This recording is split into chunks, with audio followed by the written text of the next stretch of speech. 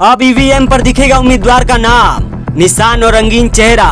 बिहार से होगा नई तकनीक का आगाज। बिहार विधानसभा चुनाव 2025 अब सिर्फ सियासी जंग नहीं बल्कि तकनीकी बदलाव की भी मिसाल बनने जा रहा है।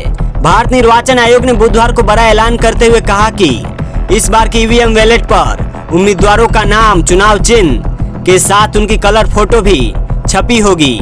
दरअसल चुनाव में लंबे समय से एक दुविधा रहती थी, हम नाम प्रत्याशी। कई बार एक ही नाम वाले कई उम्मीदवार मैदान में उतर जाते हैं और मतदाता कंफ्यूजन में फंसकर गलत बटन दबा देते हैं। आयोग का कहना है कि समस्या का स्थायी हल अब कलर फोटो से मिलेगा। ईवीएम पर प्रत्याशी का चेहरा 3/4 हिस्से में होगा ताकि पहचान साफ हो। सभी नाम और NOTA का गहरे फ्रंट साइज 30 में छापा जाएगा। विधानसभा चुनाव में सभी प्रत्याशियों के नाम और नोटा एक ही फॉन्ट और साइज में होंगे ताकि किसी तरह की गड़बड़ी या पक्षपात की गुंजाइश न रहे। बिहार से शुरू होने वाला यह प्रयोग अब देश के बाकी चुनाव में भी अपनाया जाएगा। आयोग का साफ कहना है कि यह बदलाव वोटर को चेहरा दिखाकर वोट डालने की सहूलियत देगा और लोकतंत्र की प्रक्रिया और पारदर्शी होगी। इस बार चुनाव आयोग पूरी तैयारी में है। वोटर लिस्ट का स्पेशल इंटेंसिव रिवीजन SIR जारी है और 30 सितंबर तक फाइनल लिस्ट आने के बाद किसी भी वक्त बिहार चुनाव की तारीखों का ऐलान हो सकता है।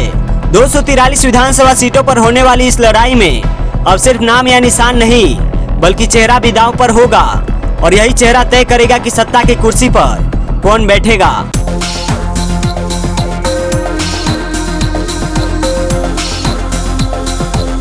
केंद्रीय गृह मंत्री अमित शाह ने गुरुवार को दावा किया कि NDA जितना मजबूत होगा बिहार उतना ही समृद्ध होगा।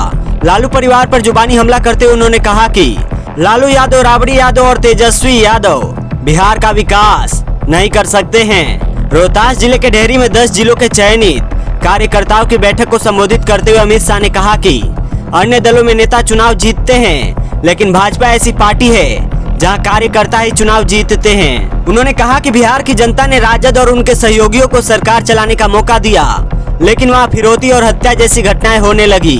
इससे राज्य की समृद्धि नहीं हो सकती। अगर युवाओं को आगे बढ़ना है और बिहार को विकास की राह पर ले जाना है तो आने वाले चुनाव में NDA की सरकार को वोट देकर मजबूत बनाना होगा। उन्होंने कार्यकर्ताओं से अपील की कि इस क्षेत्र की 80% सीटों पर NDA उम्मीदवारों को जीत दिलाए। अमित शाह ने लोकसभा में विपक्ष के नेता राहुल गांधी की वोट अधिकार यात्रा को घुसपैठिए बचाओ यात्रा बताया। उन्होंने लोगों से पूछा कि क्या घुसपैठियों को वोट देने का अधिकार होना चाहिए, क्या उन्हें राशन या आयुष्मान कार्ड मिलना चाहिए। उन्होंने कार्यकर्ताओं से अपील की कि नीतीश कुमार की सरकार ने बिहार के लिए जो काम किए हैं उनकी जानकारी हर घर तक पहुंचाए। अमित शाह ने विपक्ष की ओर इशारा करते हुए आगे कहा कि ये लोग अगर सत्ता में आते हैं तो घुसपैठिए बढ़ेंगे। बिहार सरकार की ओर से हाल ही में की गई घोषणाओं का जिक्र करते हुए उन्होंने कहा कि अब 125 यूनिट बिजली मुफ्त दी जा रही है, सामाजिक पेंशन की राशि बढ़ाई गई है। भ्रष्टाचार करने वाले बिहार की भलाई नहीं कर सकते। बिहार का भविष्य NDA है। उन्होंने कहा कि NDA की सरकार ने जो काम किए लालू यादव पूरे जीवन में उतना नहीं कर सकते हैं। इन्होंने चारा घोटाला किया, लैंड फॉर जॉब स्कीम किया और जेल में घोटाला किया। एक और भ्रष्टाचार वाली सरकार है और दूसरी तरफ मोदी सरकार है जिस पर एक भी भ्रष्टाचार के दाग नहीं है। बिहार के नवीनतम अपडेट्स के लिए डिजिटली टॉक्स इंडिया से जुड़े पाए हर पल की जानकारी, बिहार की हर खबर सबसे पहले आपके पास, क्योंकि हम रखते हैं आपको हर पल के लिए तैयार। जुड़े रहे हमारे साथ और बने रहे अपडेटेड।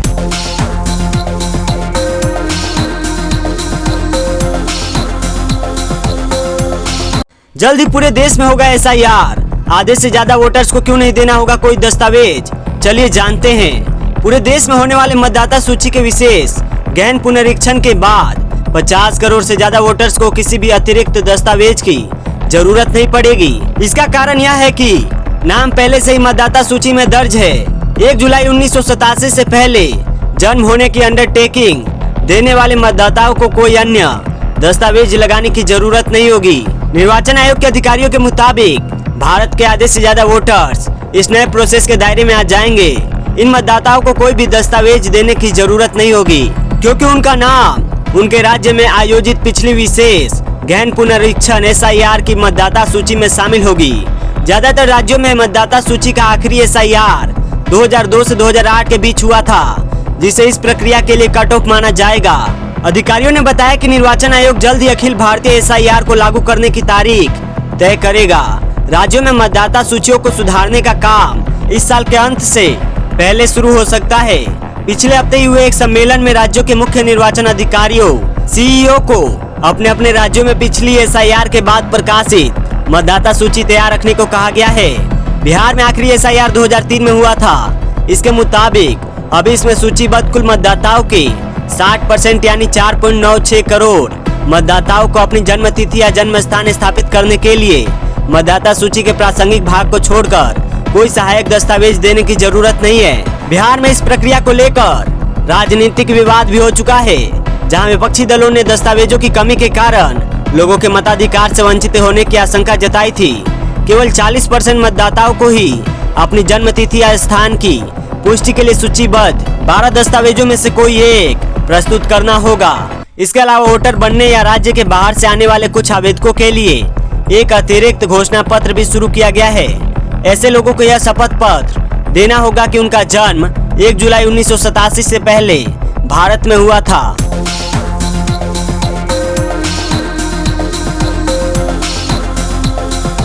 बिहार विधानसभा चुनाव को लेकर सभी दल अपनी अपनी तैयारियों में जुटे हैं। इसी कड़ी में नेता प्रतिपक्ष तेजस्वी यादव इन दिनों बिहार अधिकार यात्रा निकाल रहे हैं। तेजस्वी की यात्रा बुधवार 17 सितंबर को बेगूसराय में पहुंची, जहां राजद कार्यकर्ताओं ने अपने नेता का भव्य स्वागत किया। बेगूसराय के कंकोल में जनसभा को संबोधित करते हुए तेजस्वी यादव ने NDA सरकार पर जमकर हमला बोला। उन्होंने कहा है कि भ्रष्टाचार की सरकार बिहार और केंद्र दोनों में है। बिहार में घूस के बिना कोई काम नहीं होता है। इस भ्रष्ट सरकार से लोग अजीज हो चुके हैं। उन्होंने कहा है कि जनता भ्रष्टाचार से त्राहिमाम कर रही है। युवा बेरोजगार हो चुके हैं, इसलिए सत्ता का परिवर्तन करना चाहिए। तेजस्वी के सियासी हमलों पर केंद्रीय मंत्री और बेगूसराय से बीजेपी सांसद गिरिराज सिंह ने पलटवार किया।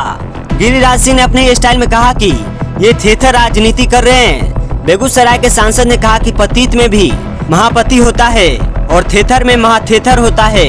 केंद्रीय मंत्री ने कहा कि यह यात्रा जनता को समझाने या समझने की नहीं है, यह कांग्रेस और RJD के बीच ताकत दिखाने की कवायद है। इसमें जनता का कोई भला नहीं होने वाला है। महागठबंधन पर तंज कसते हुए गिरिराज सिंह ने कहा कि यह दोनों नेताओं राहुल गांधी और तेजस्वी यादव में तालमेल की कमी साफ दिखाई देती है। राहुल गांधी ने तेजस्वी को पूरी तरह स्वीकार नहीं किया है। यह यात्रा सिर्फ यह साबित करने की कोशिश है कि कौन बड़ा है और किसकी ताकत ज्यादा है। बता दें कि तेजस्वी यादव ने 16 सितंबर को अपनी यात्रा की शुरुआत जहानाबाद से की थी और 20 सितंबर को वैशाली में समाप्त होगी। इस दौरान तेजस्वी यादव की यात्रा नालंदा, पटना, बेगूसराय, खगड़िया, मधेपुरा, सहरसा, सुपौल और समस्तीपुर से गुजरेगी। इस यात्रा के दौरान तेजस्वी बेरोजगारी, पलायन, अपराध, भ्रष्टाचार और किसानों के मुद्दे उठा रहे हैं। हालांकि सियासी गलियारों में इस यात्रा को वोटर अधिकार यात्रा की काट माना जा रहा है। सियासी जानकारों का कहना है कि वोटर अधिकार यात्रा में सहयोग करने के बाद भी राहुल गांधी ने तेजस्वी को CM उम्मीदवार नहीं घोषित किया। इसी कारण अब तेजस्वी इस यात्रा के जरिए अपने लिए समर्थन जुटा रहे हैं। बिहार झारखंड की नवीनतम अपडेट्स के लिए डिजिटली टॉक्स इंडिया से जुड़े रहे। हर पल की जानकारी, बिहार झारखंड की हर खबर सबसे पहले आपके पास, क्योंकि हम रखते हैं आपको हर पल के लिए तैयार। जुड़े रहे हमारे साथ और बने रहे अपडेटेड।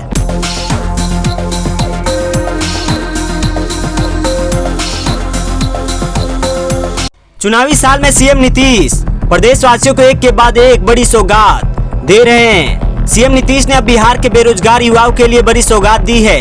CM नीतीश ने सुबह सुबह ट्वीट कर इसकी जानकारी दी है। CM नीतीश ने ऐलान किया है कि अब बिहार के बेरोजगार युवाओं को हर महीने 1000 रुपए दिया जाएगा। CM नीतीश ने कहा कि जो युवा नौकरी या रोजगार के लिए प्रयासरत है उन्हें इसका लाभ मिलेगा। CM नीतीश ने सोशल मीडिया पर ट्वीट कर लिखा कि नवंबर 2005 में नई सरकार बनने के बाद से ही अधिक से अधिक युवाओं को सरकारी नौकरी और रोजगार देना और उन्हें सशक्त और सक्षम बनाना हम लोगों की प्राथमिकता रही है। आप अवगत हैं कि अगले 5 साल में 1 करोड़ युवाओं को सरकारी नौकरी और रोजगार देने का लक्ष्य निर्धारित किया गया है। आने वाले समय में सरकारी और निजी क्षेत्रों में बड़ी संख्या में नौकरी और रोजगार के नए अवसर सृजित होंगे। इस निर्धारित लक्ष्य को प्राप्त करने के लिए युवाओं को कौशल विकास का प्रशिक्षण दिया जा रहा है ताकि वे नौकरी या रोजगार प्राप्त कर सके।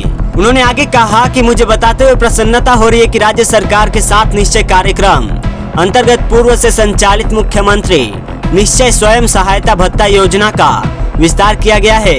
इसके अंतर्गत इंटर उत्तीर्ण युवक या युवतियों को पहले से दी जा रही स्वयं सहायता भत्ता योजना का लाभ अब कला, विज्ञान और वाणिज्य उत्तीर्ण स्नातक बेरोजगार युवक या युवतियों को भी दिए जाने का निर्णय लिया गया है। 20 से 25 आयु वर्ग के वैसे स्नातक उत्तीर्ण युवक या युवतियां जो कहीं अध्ययनरत नहीं है तथा नौकरी या रोजगार हेतु प्रयास कर रहे हैं, उनका कोई स्वरोजगार नहीं है या सरकारी, निजी, गैर सरकारी नियोजन प्राप्त नहीं है, को भी 1000 रुपए प्रति माह की दर से अधिकतम 2 वर्षों तक मुख्यमंत्री निश्चय स्वयं सहायता भत्ता का भुगतान किया जाएगा। सीएम नीतीश ने कहा है कि मुझे उम्मीद है कि सहायता भत्ता का उपयोग युवक या युवतियां आवश्यक प्रशिक्षण प्राप्त करने और प्रतियोगिता परीक्षाओं को तैयारियों में करेंगे ताकि उनका भविष्य सुरक्षित हो सके। राज्य सरकार के इस दूरदर्शी पहल का उद्देश्य है कि राज्य के युवाओं को रोजगार के अधिक से अधिक अवसर मिले। यहाँ के शिक्षित युवा आत्मनिर्भर, दक्ष और रोजगारोन्मुखी बने और देश एवं राज्य के विकासों में अपना महत्वपूर्ण योगदान दे सके।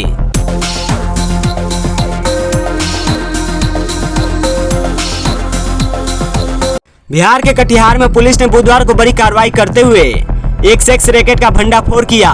इस दौरान पुलिस ने 6 आरोपियों को गिरफ्तार किया जबकि 5 लड़कियों को छुड़ाया गया, जिनमें एक नाबालिग भी शामिल है। होटल से आपत्तिजनक सामग्री, मोबाइल फोन और नगद राशि बरामद हुई। एसपी शिखर चौधरी ने बताया कि मुफस्सिल थानाध्यक्ष शशि रंजन को गुप्त सूचना मिली थी कि भट्टा टोला चौक स्थित एक होटल में बाहर से लड़कियों और महिलाओं को लाकर देह व्यापार कराया जा रहा है। सूचना की पुष्टि होने पर एसपी के निर्देश पर एसडीपीओ सदर 1 अभिजीत कुमार सिंह और डीएसपी मुख्यालय मृदुलता के नेतृत्व में विशेष टीम का गठन किया गया। इसके बाद पुलिस टीम ने होटल में छापेमारी की। छापेमारी के दौरान होटल से कुछ पुरुष और महिलाएं आपत्तिजनक स्थिति में पाए गए।